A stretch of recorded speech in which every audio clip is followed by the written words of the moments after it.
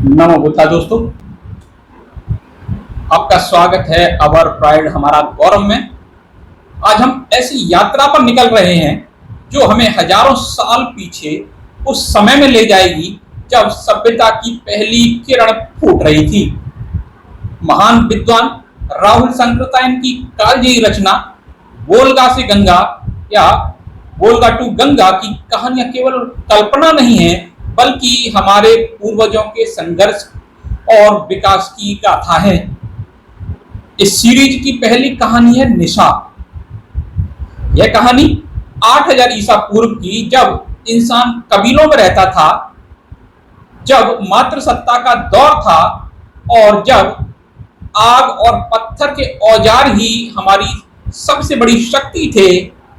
तो चलिए समय के पहिए को पीछे घुमाते हैं और चलते हैं वोल्गा नदी के तट पर, जहां से हमारी कहानी शुरू होती है। दोपहर का समय है। आज कितने ही दिनों के बाद सूर्य का दर्शन हुआ है।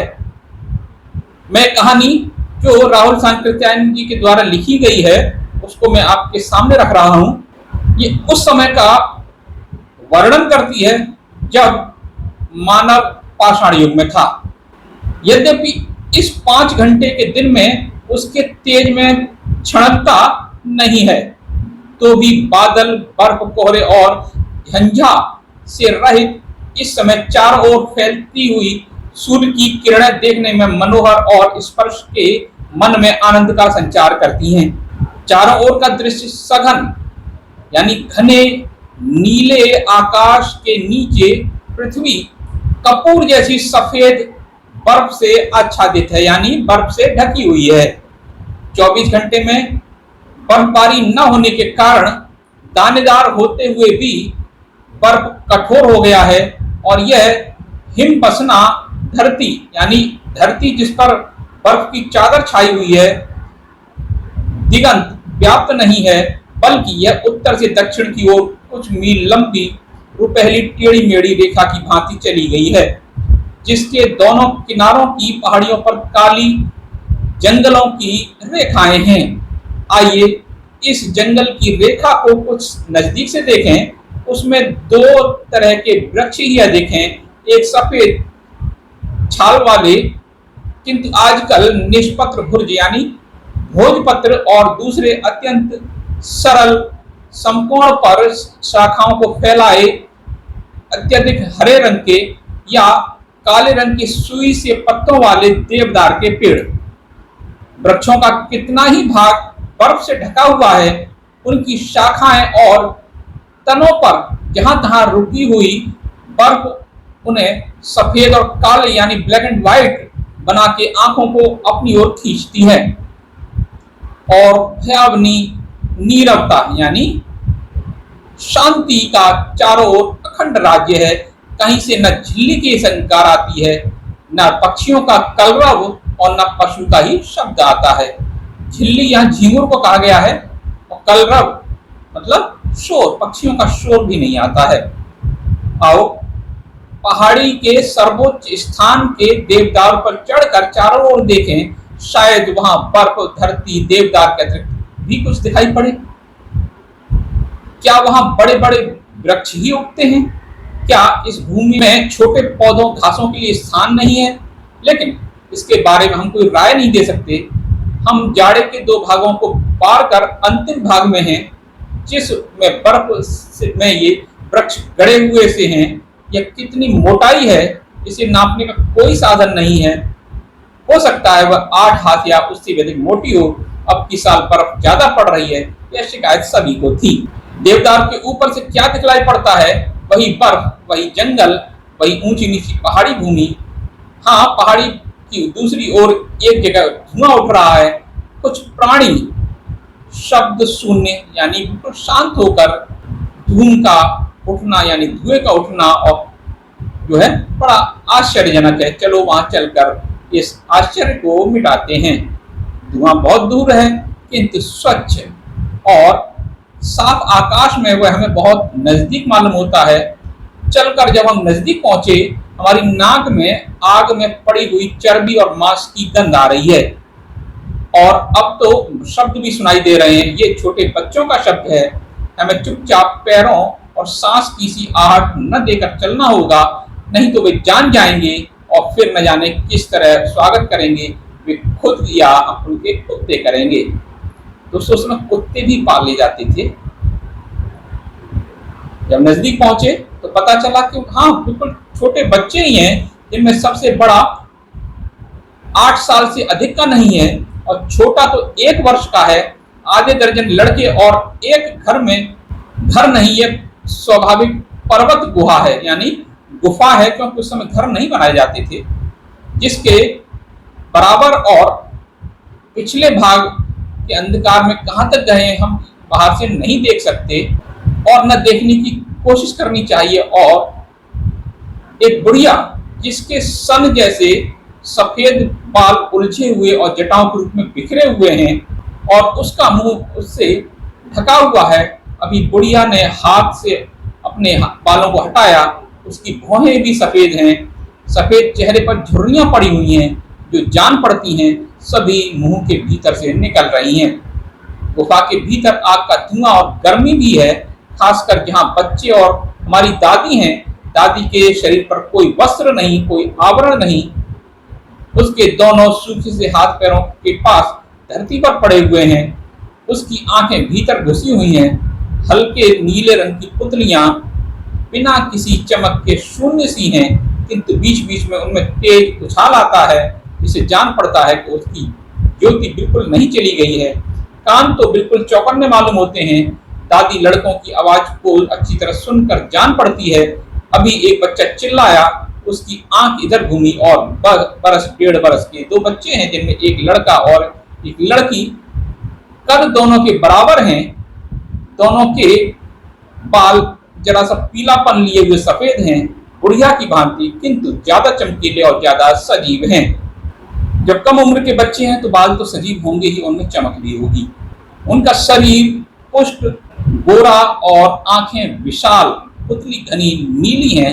लड़का चिल्ला के रो रहा है, लड़की खड़ी हुई एक छोटी हड्डी को मुंह में डालकर चूस रही है। दादी ने बुढ़ापे के कांपते हुए आवाज में दी, आगिन आ, यहाँ आ आगिन। दादी यहाँ। आगिन उठ नहीं रहा। उस समय एक 8 बरस के लड़के ने आकर उसे गोद में ले दादी के पास पहुंचाया।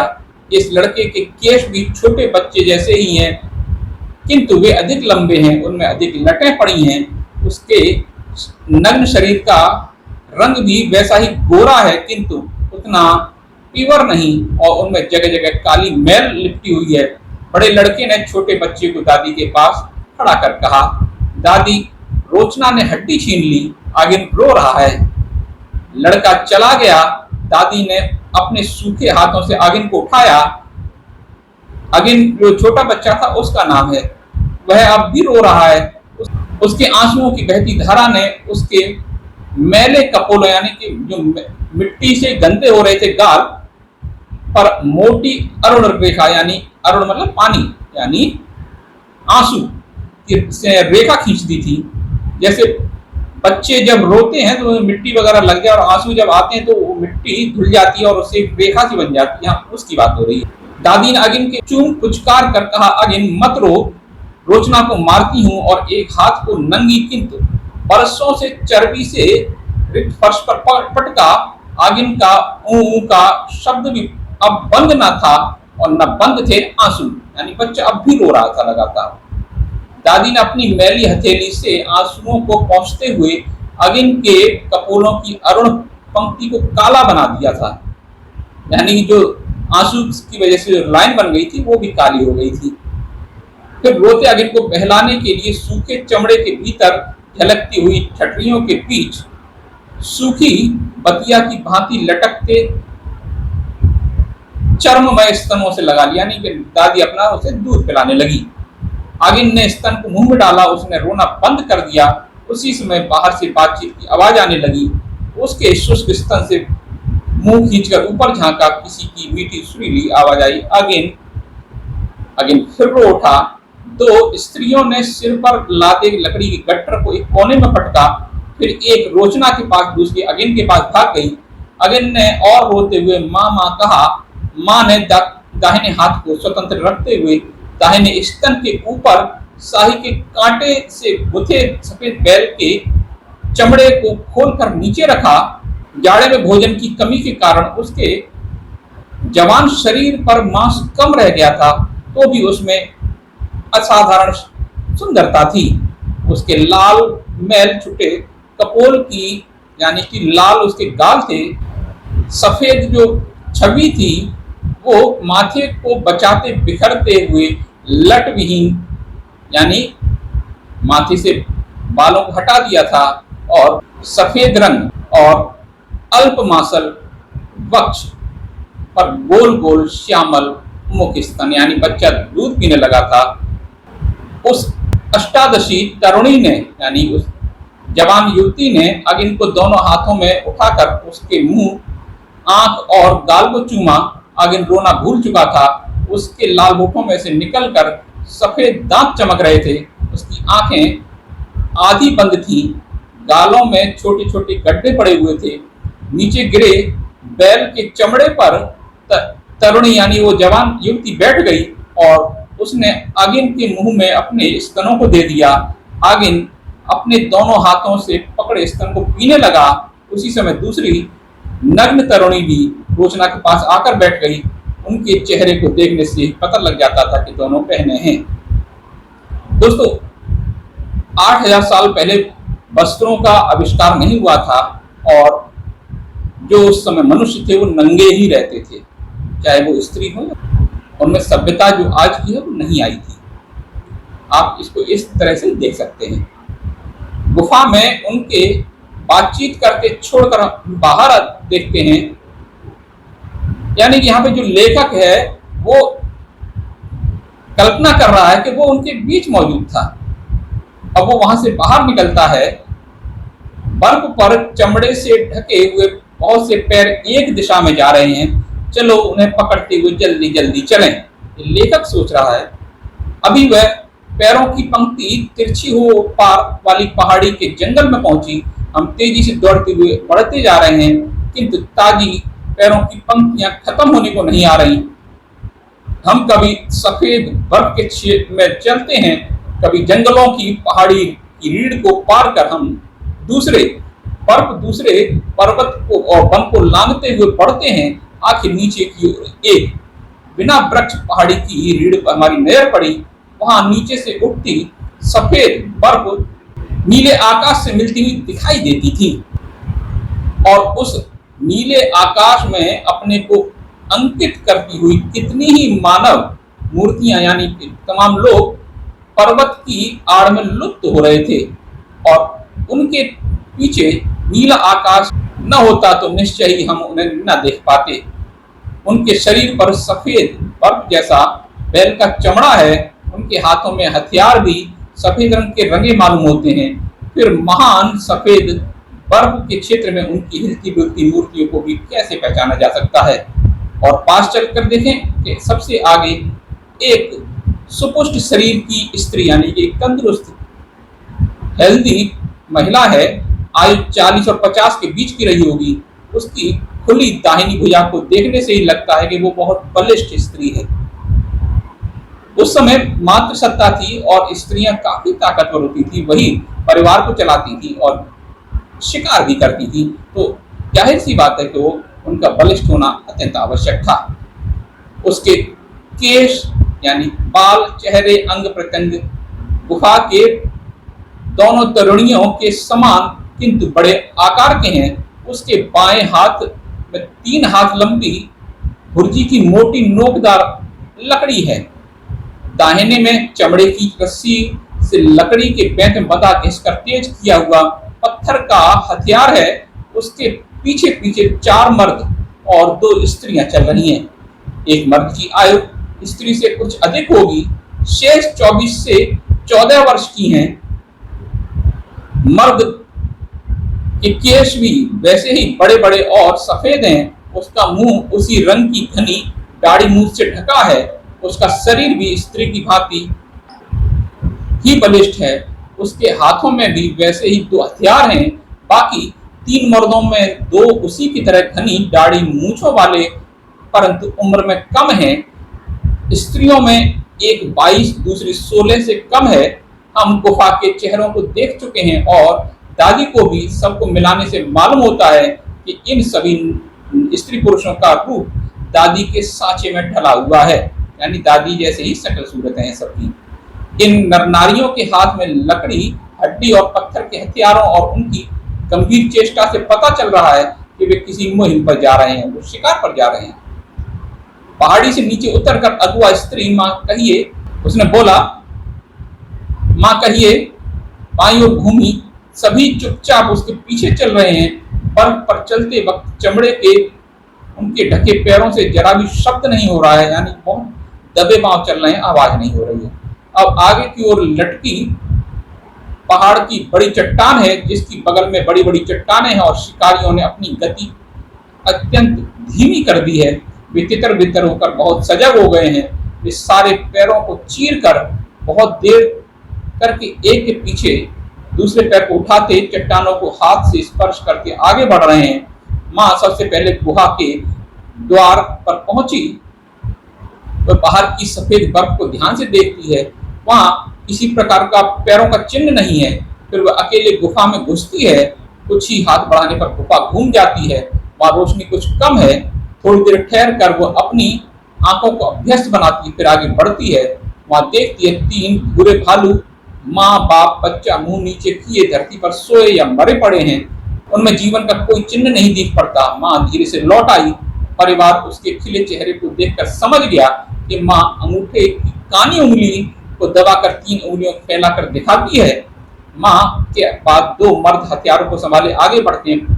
दूसरे सांस रोके वहीं खड़े प्रतीक्षा करते हैं। भीतर जाकर माँ भालू के पास खड़ी होती है, बड़ा पुरुष भालूनी के पास और दूसरा बच्चे के पास। फिर वे अपने नोकदार डंडे को एक साथ जोर से मारते हैं कि वह कोप में घुसकर कलेजे में पहुंच जाता है। कोई हिलता डुलता नहीं। जाड़े की 6 मासी निद्रा के टूटने में अभी महीने से अधिक की देर है, किंतु माँ और परिवार को इसका क्या पता। उन्हें तो सतर्क रहकर ही काम करना होगा। डंडे की नोक को 3-4 बार पेट में घुसा वे भालू को उलट देते हैं। फिर निर्भय हो अपने पैरों और मुंह को पकड़कर घसीटते हुए बाहर लाते हैं। सभी खुश होकर हंसते और जोर जोर से बोलते हैं। दोस्तों, उस समय केवल शिकार पर ही मनुष्य निर्भर था। बड़े भालू को चित उलटकर माँ ने अपने चमड़े की चादर से एक चकमक पत्थर का चाकू निकाला। चकमक एक पत्थर होता था जो काफी शार्प होता था और उसी का इस्तेमाल हथियार बनाने के लिए उस समय करते थे। फिर घाव की जगह से मिलाकर पेट के चमड़े को चीर दिया। पत्थर के चाकू से इतनी सफाई के साथ चमड़े का चीरना अभ्यस्त और मजबूत हाथों का ही काम है। उसने नरम कलेजी का एक टुकड़ा काटकर अपने मुंह में डाला और दूसरा सबसे छोटे 14 वर्ष के लड़के के मुंह में। बाकी सभी लोग भालू के गिर्द बैठ गए। माँ सबको कलेजी का टुकड़ा काटकर देती जा रही थी। एक भालू के बाद जब माँ ने दूसरे भालू पर हाथ लगाया, उस वक्त एक 16 वर्ष की युवती बाहर गई। उसने बर्फ का एक डला मुंह में डाला। उसी वक्त बड़ा पुरुष भी बाहर गया। उसने एक डले को मुंह में डालकर 16 वर्ष लड़की थी के हाथ से को पकड़ लिया। वह जरा झिझक कर शांत हो गई। पुरुष उसे अपनी भुजा में बांधकर एक ओर ले गया। 16 वर्ष की जो लड़की थी और पुरुष हाथ में बर्फ का डला लिए हुए और भालू के पास लौटे। जब दोनों के गालों और आंखों में ज्यादा लाली थी, पुरुष ने कहा, मैं काटता हूं माँ, तू थक गई है। माँ ने चाकू को पुरुष के हाथों में दे दिया। उसने झुककर 24 वर्ष के उस लड़के को मुंह को चूम लिया। फिर उसका हाथ पकड़कर बाहर गई। उन्होंने 3 भालुओं की कलेजी को खाया। 4 मास से बिना भोजन के सोए भालू में चर्बी कहाँ होगी। ये उस समय की बात है दोस्तों, जब जो भालू हैं वो सर्दियों में हाइबर मिशन में चले जाते हैं। उस समय वो हाइबर मिशन में थे, सो नहीं रहे थे। हाँ, बच्चे भालू का मांस कुछ अधिक नर्म और सुस्वादु था, जिसमें से कितना ही उन्होंने खा डाला। फिर थोड़ी देर विश्राम करने के बाद सभी पास पास लेट गए। अब उन्हें लौटना था। नरमादा भालुओं को 2-2 आदमियों ने चमड़े की रस्सी से चारों पैरों को बांध डंडे के सहारे उठाया और छोटे भालू को एक तरुणी ने, यानी कि जो कम उम्र की लड़की थी 16 वर्ष वाली, उसने माँ अपना पत्थर का जो हथियार था उसे संभाले आगे आगे चल रही थी। उन जंगल मानवों को दिन के घड़ी घंटे का तो कोई पता नहीं था, किंतु वे जानते थे आज रात चांदनी रहेगी। थोड़ा ही चलने के बाद सूर्य क्षितिज से नीचे चला गया जान पड़ता था, किंतु वह गहराई में नहीं गया था, इसलिए शाम का जो घंटे बना रहा था और वह इसलिए आकाश में लालिमा छाई हुई थी और वह धरती के जो अंधेरा था उसको मिटा रही थी। चारों तरफ फिर उसके बाद सफेदी छा गई। अभी घर या जो उसे गुफा कहेंगे वो दूर थी, जबकि खुली जगह में एक जगह माँ एकाएक खड़ी होकर कान लगाकर सुनने लगी। सब लोग चुपचाप खड़े हो गए। 16 वर्ष की जो लड़की थी उसने 26 वर्ष के लड़के से जाकर कहा, भेड़िया, यानी कि आवाज आ रही थी, गुर गुर उनकी भेड़ियों की गुर्रानी की आवाज आ रही थी। उसने कहा था चुपके से जाकर भेड़िया। माँ ने भी ऊपर नीचे सिर हिलाते हुए कहा हाँ। फिर वो तेजना के स्वर में कहा तैयार हो जाओ। माँ ने कहा, आदेश दिया। शिकार जमीन पर रख दिया और सब अपने अपने हथियारों को संभाले एक दूसरे से पीठें सटाकर चारों ओर मुंह करके खड़े हो गए। बात की बात में 7-8 भेड़ियों के झुंड की लपलपाती जीवें दिखाई देने लगी। वे गुर्राते हुए पास आए और उनके चारों चक्कर काटने लगे। मानवों के हाथ में लकड़ी के भाले और पाषाण यानी पत्थर के हथियार को देख कर वे हमला करने में हिचकिचा रहे थे। इसी समय लड़के ने जो बीच घेरे में था अपने डंडे में बंधी एक लकड़ी निकालकर कमर में बंधे हुए चमड़े की पतली रस्सी की कमान को चढ़ा कमान तैयार की। फिर न जाने कहाँ छुपाए हुए तेज बहुत जो शार्प थे फल वाले जो बाण को निकालकर पुरुषों के हाथ में थमाए उसने भीतर कर खुद उसकी जगह आकर खड़ा हो गया। 24 से पुरुष ने प्रत्यंचा को यानी कि बाण बना लिया था। जो 24 साल का लड़का था उसने उसको धनुष को खींचा, फिर तान कर टंकार के साथ छोड़ दिए। भेड़िए की कोख में गया। भेड़िया लुढ़क गया, किंतु फिर संभल कर जिस वक्त वह अंधाधुंध आक्रमण की तैयारी कर रहा था उसी वक्त पुरुष ने दूसरा बाण छोड़ा। अब की भेड़िए को घाव ज्यादा गहरा लगा था। उसे निश्चल देखकर दूसरे भेड़िए उसके पास पहुंच गए और पहले उन्होंने उसके शरीर से निकलते हुए गर्म खून को चाटा, फिर उसे काट कर खाने में लगे। यानी कि वो अपने ही प्रजाति के जानवर को खा जाते हैं और वो उसे खाने लगे। उन्हें खाने में व्यस्त देखकर फिर लोगों ने शिकार उठाया और सतर्कता के साथ दौड़ते हुए आगे बढ़ना शुरू किया।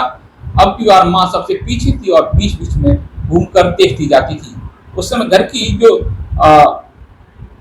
सुरक्षा यानी परिवार के जनों की सुरक्षा की जो जिम्मेदारी थी वो माँ के ऊपर हुआ करती थी, तो मातृसत्ता हुआ करती थी। आज बर्फ नहीं पड़ी थी, इसलिए उनके पैरों के चिन्ह चांदनी रात में रास्ते को अच्छी तरह बता सकते थे। गुफा आधा मील से कम दूर रह गई होगी कि भेड़ियों का झुंड फिर से पहुंच गया। उन्होंने शिकार को फिर जमीन पर रखकर हथियारों संभाला। अब की बार धनुर्धर ने कई बाण चलाए, किंतु वह क्षण भर भी एक जगह न ठहरने वाली भेड़ियों का कुछ नहीं कर सका। कितनी ही देर में पैंतरेबाजी के बाद 4 भेड़िए उस 16 वर्ष की जो लड़की थी उसके ऊपर टूट पड़े। बगल में खड़ी माँ ने अपना भाला एक भेड़ी के पेट में घुसाकर जमीन पर पटक दिया, लेकिन बाकी 3 ने 16 साल की जो लड़की थी उसके जांग में चोट कर गिरा दिया और बात की बात में उसके पेट चीर कर आंतें बाहर निकाल दी।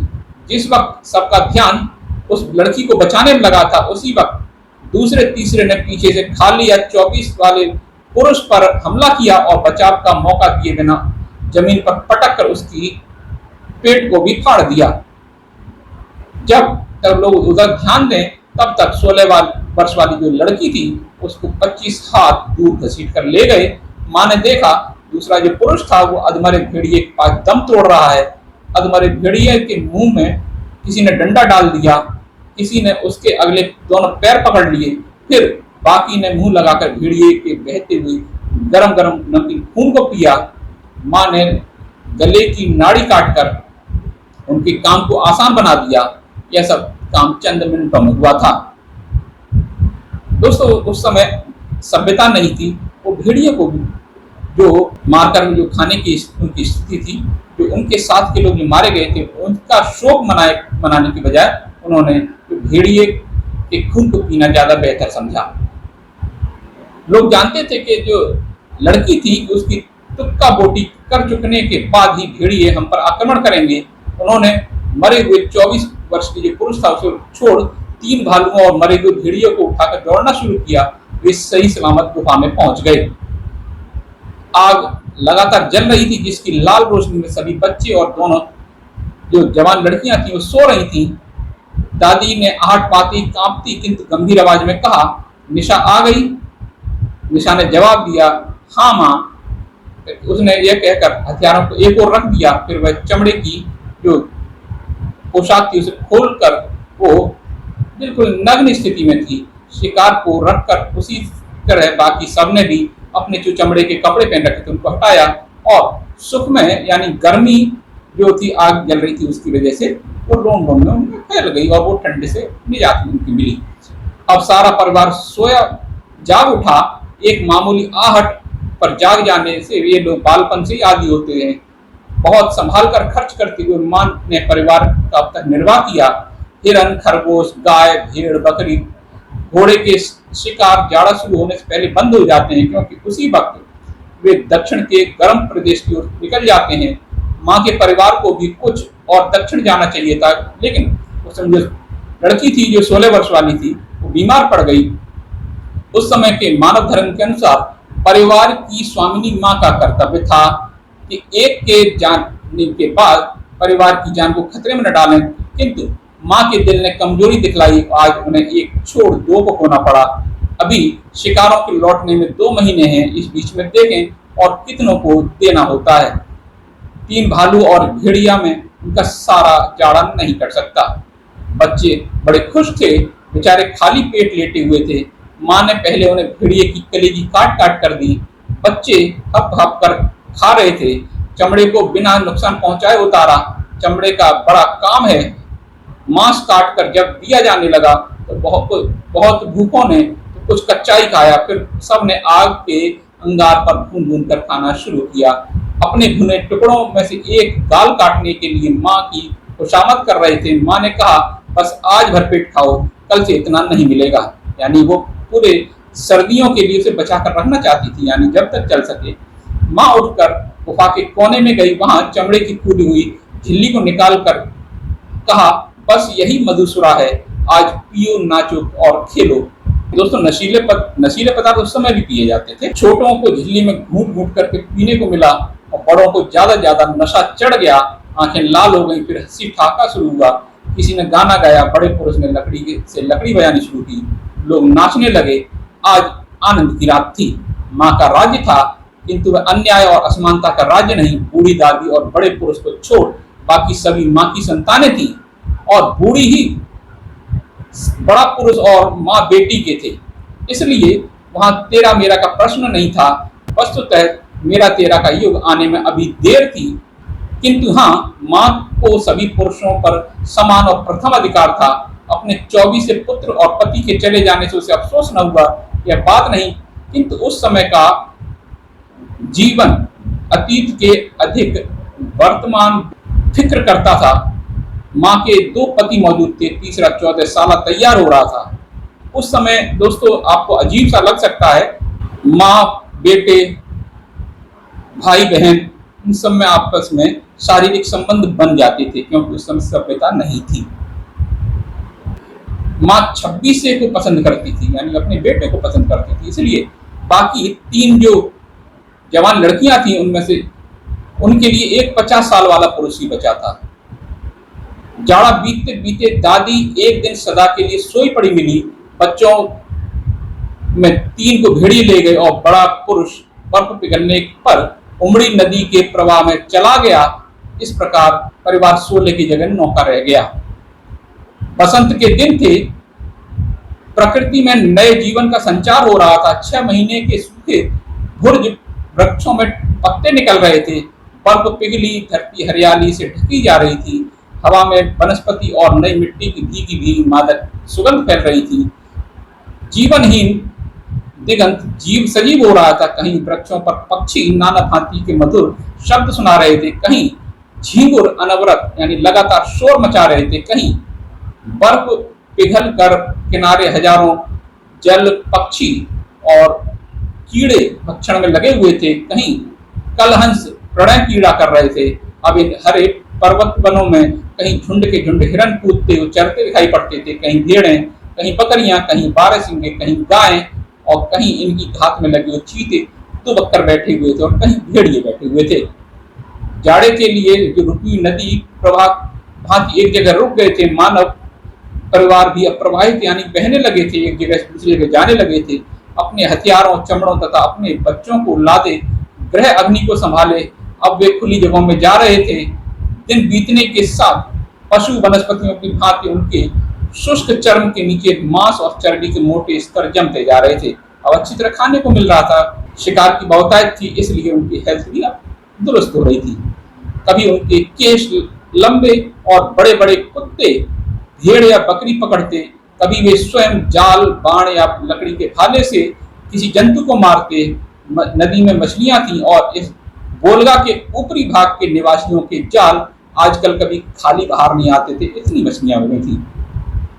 रात में अब भी सर्दी थी लेकिन दिन गर्म रहता था। निशा का परिवार आजकल कई दूसरे परिवारों के साथ बोलगा के तट पर पड़ा हुआ था। निशा की भांति दूसरे परिवारों पर भी उनकी माताओं का शासन था, पिता का नहीं।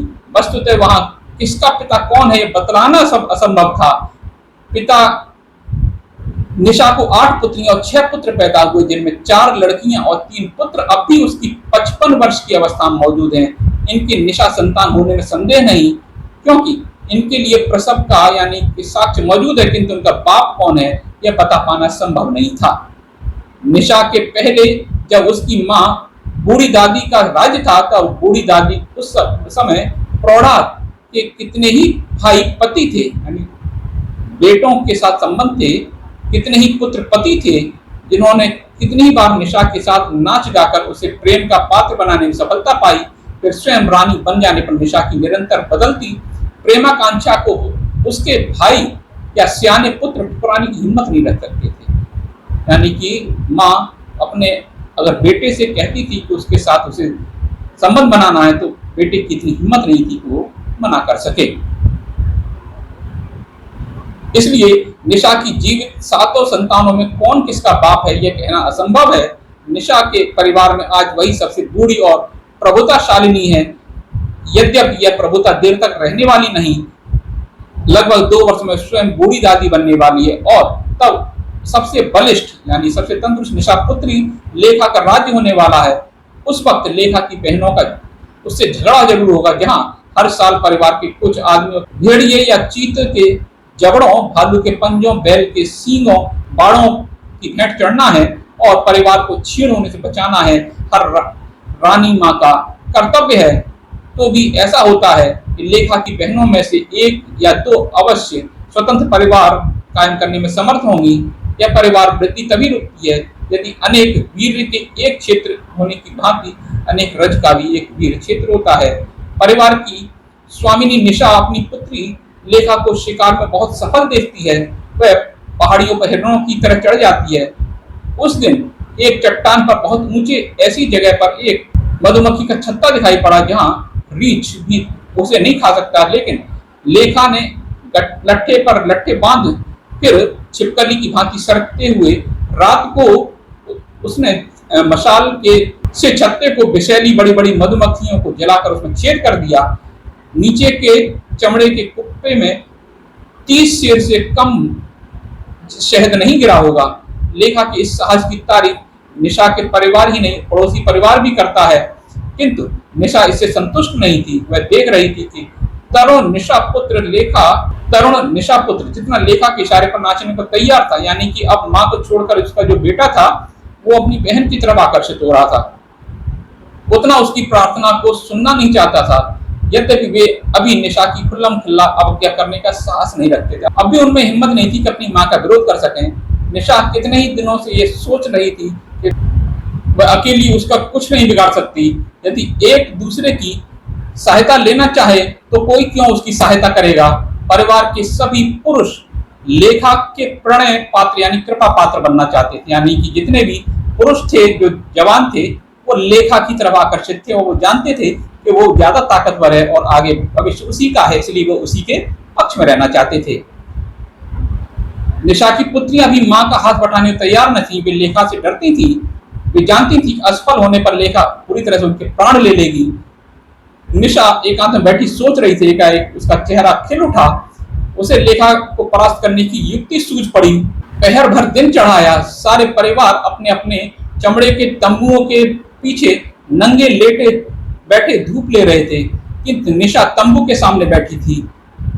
उसके पास लेखा का 3 वर्ष का पुत्र खेल रहा था। निशा के हाथ में दोने में लाल लाल स्ट्रॉबेरी के फल थे। बोलगा की धारा पास में बह रही थी और निशा के सामने सीधे खड़े अरार तक ढालू जमीन थी। निशा ने एक फल लुढ़काया और लड़का दौड़कर उसे पकड़कर खा गया। फिर दूसरे को लुढ़काया, उसे थोड़ा और आगे जाने पर उसे पकड़ सका। निशा ने जल्दी जल्दी कितने ही फल लुढ़का दिए। बच्चे ने उन्हें पकड़ने के लिए इतनी जल्दी से एक के बाद उसका पैर अरार से फिसल गया और धम्म से बोलगा के तेज धार में जा गिरा। निशा बोलगा की ओर नजर दौड़ाए चीख उठी। कुछ दूर में बैठी लेखा ने देखा पुत्र को न देख, वो धार की ओर झपटी। उसका पुत्र धार में अभी ऊपर नीचे हो रहा था। उसने छलांग मारी और पुत्र को पकड़ने में सफल हो गई। बहुत पानी पी जाने से बच्चा यानी कि शिथिल हो गया था। बोलगा का बर्फीला जल उसके शरीर में कांटों की तरह चुभ रहा था। लेखा को धार काटकर आगे की ओर बढ़ना मुश्किल था। उसके एक हाथ में बच्चा था, दूसरे हाथ में पैरों से वो तैरने की कोशिश कर रही थी। उसी वक्त अपने गले को एक उसने मजबूत हाथ में फंसा देखा। लेखा को समझने में देर न लगी। वह देर से निशा की बदली हुई मनोवृत्ति को समझ रही थी। आज निशा अपने राह के इस कांटे को लेखा को निकालना चाहती थी। लेखा अब भी निशा को अपना बल दिखा सकती थी, किंतु उसके हाथ में बच्चा था। निशा ने लेखा को जोर लगाते देख अपनी छाती को उसके सिर पर रख दिया। लेखा एक बार डूब गई। छटपटाने में उसका बच्चा छूट गया। अब भी निशा ने उसे बेकाबू कर रखा था। एकाएक उसका हाथ निशा के गले में पड़ गया। लेखा बेहोश थी और निशा उसके बोझ के साथ तैरने में असमर्थ थी। उसने कुछ कोशिश की, किंतु बेकार। दोनों एक साथ बोलगा की भेंट हुई। परिवार की बलिष्ठ स्त्री रोचना और निशा परिवार की स्वामिनी बनी। यानी परिवार की जो दूसरी जो स्त्री थी, लड़की थी रोचना, वो स्वामी बन गई निशा परिवार की। तो ये स्थिति हुआ करती थी दोस्तों। पहले महिलाओं में आपस में जंग होती थी उस परिवार की स्वामिनी बनने के लिए, और पुरुष चाहे वो बहन हो या माँ हो, सभी के प्रति वो आकर्षित होते थे और सबसे संबंध बनाते थे। ऐसा माहौल था उस समय। यही सच्चाई है। तो ये थी कहानी निशा, एक ऐसी स्त्री जिसने अपने कबीले को न केवल सुरक्षा दी बल्कि आने वाली पीढ़ियों के लिए एक रास्ता भी बनाया। राहुल सांकृत्यायन ने इस कहानी के जरिए हमें दिखाया है कि कैसे इंसान ने प्रकृति से लड़ते हुए अपनी पहचान बनाई। हजारों सालों का यह सफर अभी शुरू हुआ है। अगली कहानी हम देखेंगे कैसे समाज बदला और कैसे हम बोलगा के मैदानों से आगे बढ़े। आगे सभ्यता भी आएगी, आगे आर्यों का आगमन भी होगा। अगर आपको ये ऐतिहासिक सफर पसंद आया हो तो वीडियो लाइक और शेयर जरूर करें। कमेंट करके बताएं कि आपको निशा के साहस की कौन सी बात सबसे ज्यादा प्रभावित कर गई। अगर आप चैनल पर नए हैं तो हमारे गौरवशाली इतिहास से जुड़ने के लिए सब्सक्राइब करना न भूलें। मिलते हैं अगली कहानी में, तब तक के लिए जय हिंद, नमो बुद्धाय।